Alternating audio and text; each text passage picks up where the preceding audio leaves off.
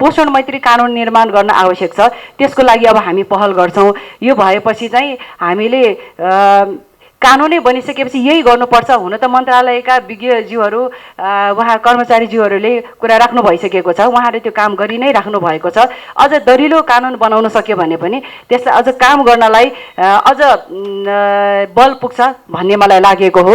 अनि त्यस्तै गरेर अर्को यो सरोकार राष्ट्रिय सरोकार समिति पनि छ, त्यसमा पनि यो छलफल हुने गर्दछ। म अहिले विधान व्यवस्थापन समितिमा सदस्य छु र त्यहाँ हिजै मात्र लगालगै 4वटा विधेयकहरू पारित भयो। त्यस 4वटा विधेयक मध्येमा स्वास्थ्य विधेयक पनि एउटा छ।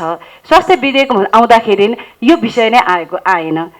यस्ता कुराहरू राखेर सम्बन्धित मन्त्रालयले मन्त्रीज्यूलाई यी कुराहरू महत्त्व बुझाएर अथवा समितिले बुझाएर यस्तो विधेयकहरू ल्याउँदाखेरि यी कुराहरू पनि राखेर ल्याउनुपर्छ भन्ने मलाई लाग्यो र आफूलाई लागेपछि मैले अब यो कुरा पनि त्यहाँ अवश्य पनि उठाउने छु।